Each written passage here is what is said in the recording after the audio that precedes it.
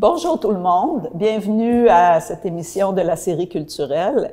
Aujourd'hui, nous accueillons Catherine Bolduc, une artiste visuelle en art contemporain, pour une exposition au Centre d'art Jacques et Michel Auger.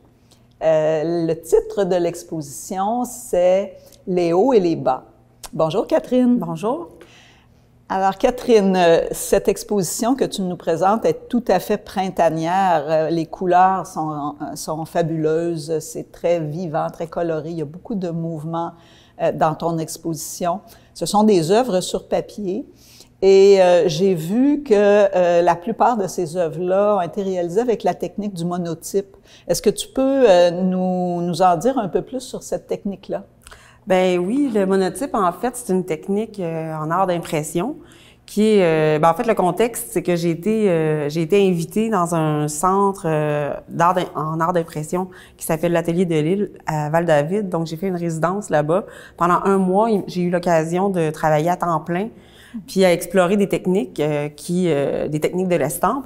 Et moi, je me suis arrêtée sur le monotype. Qu'est-ce que c'est le monotype? En fait, c'est que normalement, quand on fait de l'estampe ou qu'on fait de la gravure, on fait une édition, c'est-à-dire qu'on va faire plusieurs exemplaires d'une même image. Par exemple, si on fait la gravure sur bois, on va graver dans le bois, après on va imprimer, et on va imprimer plusieurs fois cette même image-là.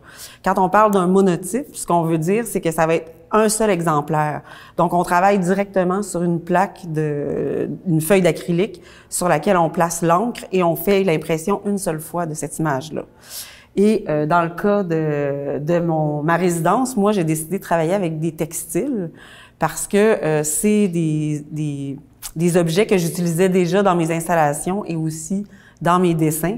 Donc, j'ai eu envie, plutôt que de reproduire, par exemple, une dentelle, de la dessiner ou de dessiner une passementerie qu'on appelle, qui est un ornement textile, plutôt que de le dessiner, de le reproduire, j'ai décidé de mettre de l'encre directement dessus et j'ai imprimé directement les textiles. Donc, je suis arrivée à différents effets vraiment intéressants qui sont différents de si on reproduit à la main, par exemple, quelque chose. Donc, quand on l'imprime, ça donne tout un autre fini, un autre rendu. Puis, j'ai travaillé avec cette technique-là pour la plupart des œuvres qui sont ici dans cette exposition-là.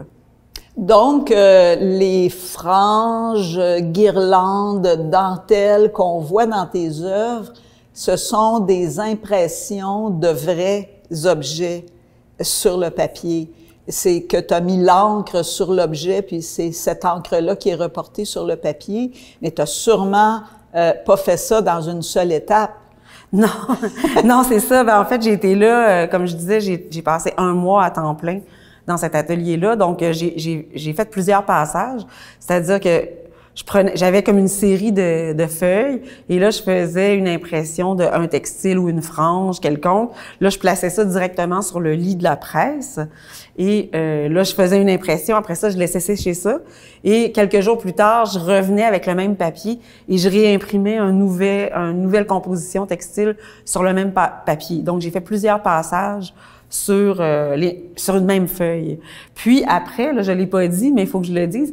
Après, quand j'ai eu fini de tout faire ces impressions-là, j'ai fait de nouvelles interventions dessus au crayon, aquarelle, et ça a été tout rehaussé aussi de vernis à ongles et de peinture acrylique à certains endroits. Donc, il y a plusieurs étapes dans le processus.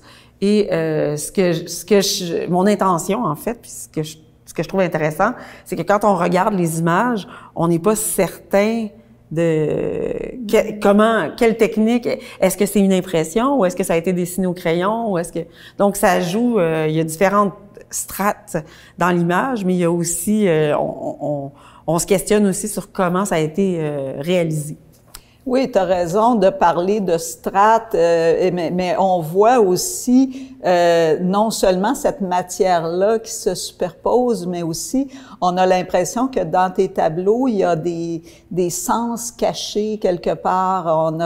On voit des évocations de peut-être des formes un peu de paysage ou de montagne, mais on a aussi l'impression que tu parles à travers ces ornements-là de la féminité.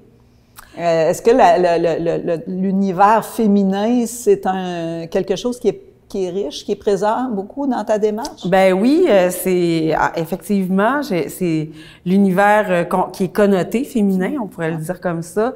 Oui, c'est quelque chose qui m'intéresse pour différentes raisons. Puis il y a différents niveaux de sens aussi à utiliser ces éléments-là. Par exemple, traditionnellement dans l'histoire de l'art, on va valoriser ou mettre de l'avant des formes qui sont plus géométriques, par exemple, ou plus minimales ou plus droites, alors que moi, j'essaie justement de jouer avec des éléments, par exemple, des éléments décoratifs ou des accessoires ornementaux, et de venir transformer ça en œuvre d'art, alors que traditionnellement, c'est considéré comme du sous-art, on pourrait dire. Quand c'est quelque chose de décoratif, on considère que c'est pas de l'art. Donc, j'aime ça jouer aussi sur la limite de ces choses-là. Puis aussi, les objets qui sont connotés féminins font souvent référence à cet univers-là aussi, un univers cosmétique ou ornemental ou décoratif. Et c'est sûr que je joue un peu avec ça aussi sur les limites de la bienséance en art. J'exagère un peu en disant ça, mais ça me plaît quand même de le dire comme ça. Donc, je joue un peu avec ça. Puis aussi, la manière que je les amalgame, en fait, c'est un peu de l'anti-épuration. Souvent, on parle de maximalisme quand on veut faire une opposition avec le minimalisme, c'est-à-dire de choisir de rajouter et d'être dans l'excès plutôt que d'épurer nos images ou d'épurer Oui, ben là, tu abordes un point qui est important parce qu'en fait, toi, tu as été formé en art visuel, puis en histoire de l'art, et quand tu as été formé à l'université, c'était pas cet esprit maximaliste qui était à la mode, si on veut, ou qui était présent. Toi, tu te démarquais un peu déjà par ton travail avec un côté foisonnant, un côté exubérant, un côté aussi qu'on pourrait même qualifier d'un peu baroque, là. Pourquoi tu avais ce besoin-là de te démarquer? C'est parce que c'est vraiment toi qui est comme ça? Parce que l'école essayait peut-être de te mettre dans des boîtes. Mais j'espère, en tout cas, que je suis pas aussi tourmentée que mes œuvres. Non, je fais un peu de blague. Mais oui, mais c'est sûr que bon, c'est des écoles, on pourrait dire, c'est des écoles différentes. Tu sais, il y a des courants artistiques qui sont plus épurés ou plus minimalistes. Il y a des courants qui se rattachent plus à ce qu'on peut qualifier comme étant baroque, c'est-à-dire l'excès. Donc, c'est sûr que quand on est dans un contexte académique, il y a toujours ces différentes écoles-là selon les professeurs qui nous enseignent.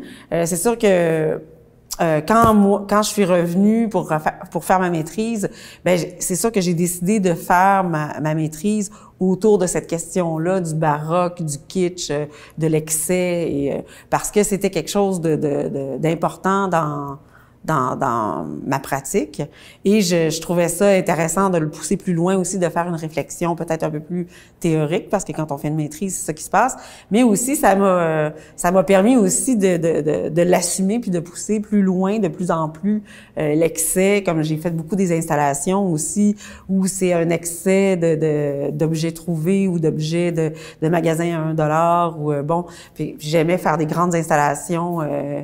C'est ça, dans l'excès. Maintenant, je pratique beaucoup plus, mes œuvres sur papier prennent de plus en plus d'importance maintenant, mais ça m'empêche pas d'être dans cet excès-là non plus, mais c'est avec un autre médium, disons. Oui, on peut dire aux gens de Victoriaville qui fréquentent souvent le Centre d'art que en 2017, tu faisais partie de l'exposition Déjouer les sens sur la fonderie d'art actuelle.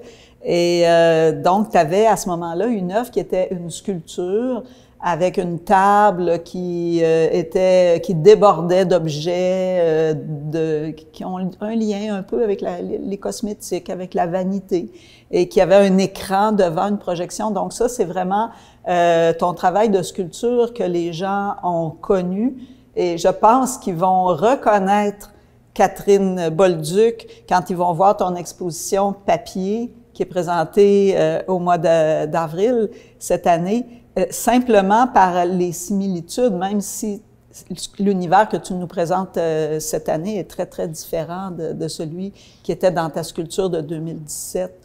C'est vraiment intéressant de voir ce lien que tu fais. Catherine, tu fais aussi beaucoup d'art public. Je pense que tu as réalisé plusieurs œuvres d'art public. C'est du 2D aussi, comme... En fait, ce que je fais en art public, c'est en fait, j'ai fait des sculptures tridimensionnelles aussi.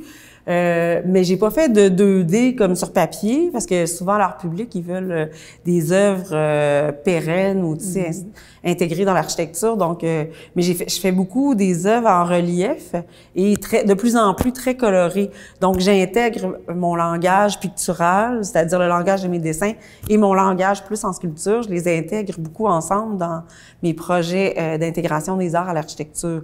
Donc, c'est beaucoup... c'est un travail sur des objets parce que ma pratique est beaucoup autour de la transfiguration d'objets en quelque chose de fantasmatique un peu. Donc, comme ici dans l'exposition, c'est beaucoup justement des ornements, des textiles, mais qui se transforment un peu en paysage imaginaire. Donc, quand je travaille en art public, je pars souvent aussi d'objets banals qui sont liés à l'usage du bâtiment architectural, et je les transfigure comme ça en quelque chose d'un peu fantasmagorique. Donc, c'est la même recherche. C'est sûr que quand on fait de l'art public, les contraintes sont très différentes parce qu'il faut que ça soit durable, il faut pas que ça soit dangereux, faut que, il y a beaucoup de contraintes qui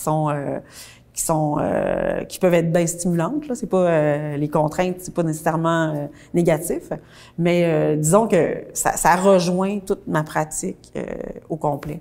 Écoute, c'est un univers d'une richesse infinie que tu nous proposes, Catherine. J'espère que tout le monde va venir visiter ton exposition ce printemps. C'est une exposition qui est parfaite pour recommencer à sortir maintenant, recommencer à faire du social. Donc, on espère aussi que les groupes scolaires, parce que tu parlais des jeunes, j'espère qu'ils seront nombreux à venir visiter cette exposition-là. Je te remercie et j'invite toute la population. Je pense que c'est une exposition qui va plaire aux gens de tous âges. Et c'est présenté du 7 avril au 7 mai au Centre d'art Jacques et Michel Auger à Victoriaville. Merci beaucoup, Catherine. Merci, Dominique.